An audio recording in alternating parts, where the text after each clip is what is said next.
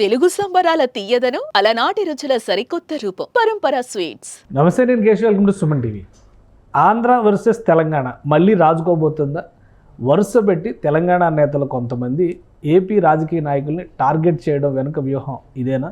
ఇటీవల చంద్రబాబు నాయుడు ప్రస్తావన చేశారు బీఆర్ఎస్ పార్టీ అధినేత కేసీఆర్. ఇప్పుడు కవిత డిప్యూటీ సీఎం పవన్ కళ్యాణ్ పైన విరుచుకుపడుతున్నారు. ఆయన ఒక సీరియస్ పొలిటీషియన్గా కన్సిడర్ చేయడానికి కూడా అవకాశం లేదంటూ తీవ్ర వ్యాఖ్యలు చేస్తున్నారు. దీనికి కారణం ఏంటి? మరొకసారి సెంటిమెంట్ రాజకీయం తెలంగాణలో జోరందుకునే అవకాశాలు కనిపిస్తున్నాయా? ఈ అంశాన్ని విశ్లేషించేటువంటి ప్రయత్నం చేద్దాం. మనతో పాటు అనలిస్ట్ చంద్ర శ్రీనివాస్ గారు. శ్రీనివాస్ గారు నమస్కారం. నమస్కారం కేశవ్ గారు. కవిత గారు చేసిన వ్యాఖ్యలు అంతకు ముందర కేసీఆర్ గారి నుంచి అది డైరెక్ట్ వర్డ్ టు వర్డ్ అయితే రాలేదు, కానీ ఆయన అనుండొచ్చు అనేటువంటి ప్రచారం ఎక్కువ జరిగింది.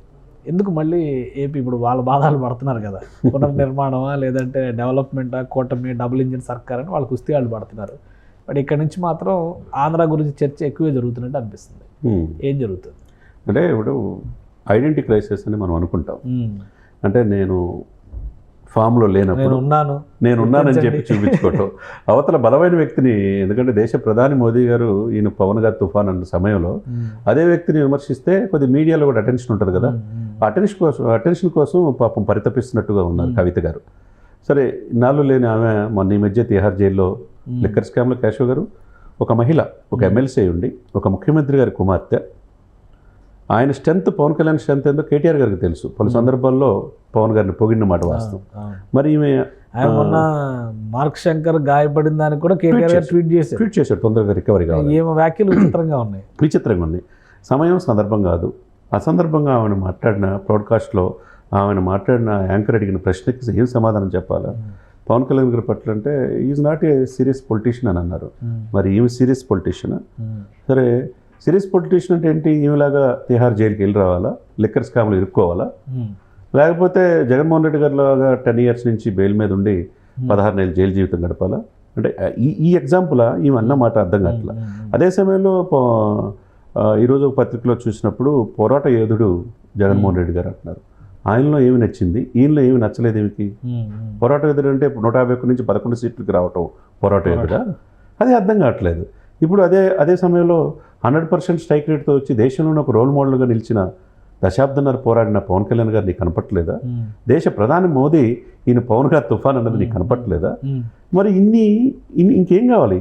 ఇప్పుడు పక్క రాష్ట్రం ఏం కనపడుతుందో చెప్పండి. పవన్ కళ్యాణ్ తెలంగాణ రాజకీయాల్లోకి ఎంటర్ అవబోతుంది. అది బాధ. అదే కరెక్ట్. అలాంటి సంకేతాలు ఏమైనా ఉన్నాయి? స్పష్టమైన సంకేతాలు. బీజేపీ కొన్ని ఇండికేషన్స్ అయితే ఇచ్చింది. సేమ్ ఏపీ మోడల్ ఇక్కడ రావచ్చు, తెలుగుదేశం, జనసేన, బీజేపీ. అలాంటి పరిణామాలు ఏమైనా జరుగుతున్నాయి? అటు కేసీఆర్ గారు చంద్రబాబు నాయుడు గారిని టార్గెట్ చేయడం, ఇటు పవన్ కళ్యాణ్ గారిని టార్గెట్ చేయడం. సో ఆ ఈక్వేషన్ ఏమైనా నడుస్తుందా? అంతే అండి. ఇక్కడ గ్యాప్, ఇక్కడ అవకాశం కనుచూపు మేరలో కనపట్ల. దశాబ్దం పైన వీళ్ళు నీళ్లు, నిధులు, నియామకాలనే ఇదితో వచ్చారు. వచ్చిన సందర్భంలో అనేక ఆరోపణలు దోచుకోవటం అన్నట్టుగా ప్రాజెక్టులు కానీ అనేక ఆరోపణలు వచ్చిన మాట వాస్తవే. కానీ ప్రజలు కాదనుకున్నారు. రేవంత్ రెడ్డి రూపేణ ఒక అవకాశం కాంగ్రెస్కి ఇచ్చారు. దశాబ్దం తర్వాత తెలంగాణ ఇచ్చిన కాంగ్రెస్కి ఆ రాష్ట్రం పూర్తిగా పోయింది. ఈ రాష్ట్రంలో దశాబ్దం తర్వాత అవకాశం వచ్చింది. అదే సమయంలో కేశవ్ గారు ఈమె నిన్న అన్న మాట ఇరు రాష్ట్రాల మధ్య కొద్దిగా రెచ్చగొట్టే ధోరణిలో ఉంది కానీ జనం చాలా తెలివిగలరు. వాళ్ళు అన్నదమ్ముల్లా కలిసిపోయారు. ఎవరి రాష్ట్రం వాళ్ళది, మీరు అన్నట్టు ఎవరి ప్రాజెక్టులు వాళ్ళది. రాజకీయంగా ఏ రాష్ట్రానికి ఆ రాష్ట్రం ఉంది. పనుల విషయంలో ఎవరి పనులు వాళ్ళు చేసుకుంటారు, కలిసి వెళ్తున్నారు. ఇక్కడ చిన్న డిస్టర్బెన్స్ కూడా ఎక్కడ లేదు. ఆ ముఖ్యమంత్రి, ఈ ముఖ్యమంత్రి సఖ్యత ఉన్నారు. ఇక్కడ తుఫాను వస్తే ఆ రాష్ట్ర డిప్యూటీ సీఎం గారు 1 కోటి రూపాయలు ఇచ్చారు.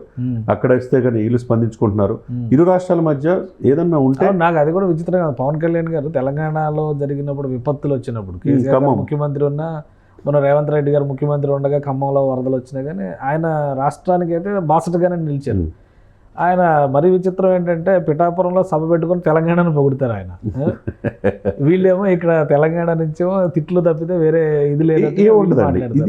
ఎందుకు పవన్ కళ్యాణ్ గారికి తెలంగాణ మీద ప్రేమ కనిపిస్తుంది, ఇటు కవిత గారేమో తెలంగాణ నుంచి పవన్ కళ్యాణ్ వేరు చేసి మాట్లాడుతున్నారు. అసలు నాయకుడే కాదంటున్నారు.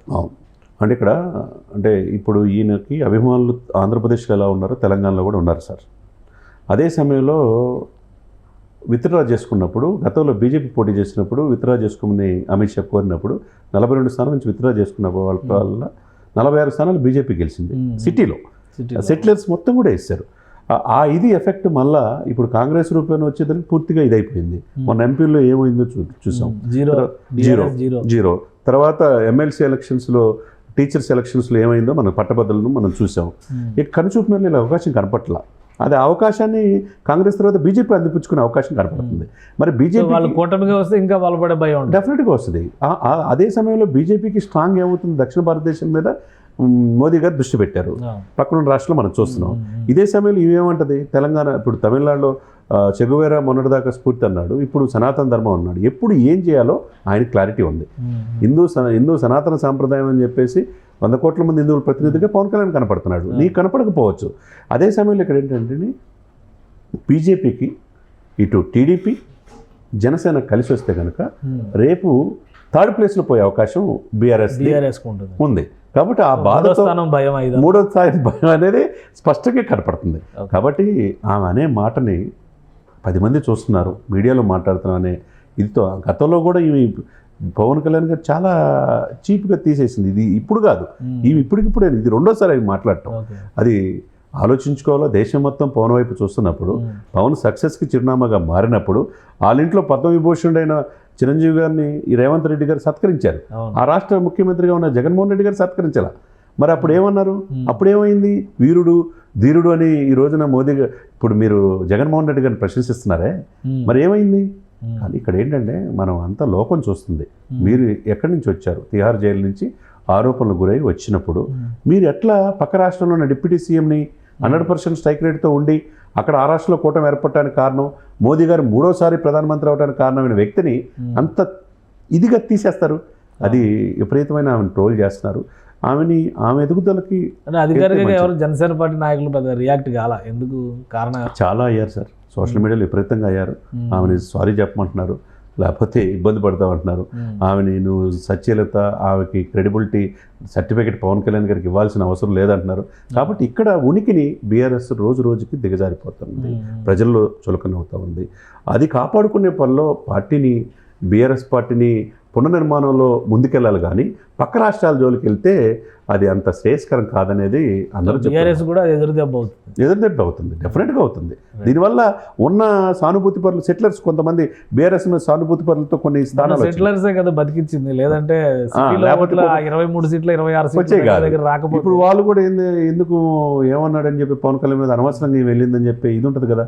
ఉన్న సీట్లు పోయే అవకాశం స్పష్టంగా అన్న మాటల వల్ల కనపడతా ఉందన్నమాట. రైట్. థ్యాంక్ యూ శ్రీనివాస్ గారు. ఇది ఆంధ్రప్రదేశ్, తెలంగాణ అనేది ప్రజల పరంగా ఏ రాష్ట్రానికి ఆ రాష్ట్రం వేరువేరుగా ఉన్న రాజకీయ అధికారాల విషయంలో రాజకీయ పార్టీలు చేసినటువంటి రాద్ధాంతం తప్పితే ఇది ప్రజల మధ్య పెద్దగా ఉన్నటువంటి వైరుధ్యంగా చూడడానికి అవకాశం లేని అంశం. అలానే బీఆర్ఎస్ పార్టీ నాయకులు చేస్తున్నటువంటి ఈ కవ్వింపు వ్యాఖ్యలు రేపు రాబోయేటువంటి రోజుల్లో కూటమి కట్టడానికి బీజేపీ బాటలు వేస్తోంది అనేటువంటి సంకేతాలు స్పష్టంగా ఉన్నాయని చంద్ర శ్రీనివాస్ గారు విశ్లేషిస్తున్నారు. అలానే పవన్ కళ్యాణ్ పైన ఎన్ని రకాల విమర్శలు చేస్తే అంత ఎక్కువ నష్టం బీఆర్ఎస్ పార్టీకే జరుగుతుందని ఆయన హెచ్చరిస్తున్నారు. ఇది స్పెషల్ డిస్కషన్. Keep watching.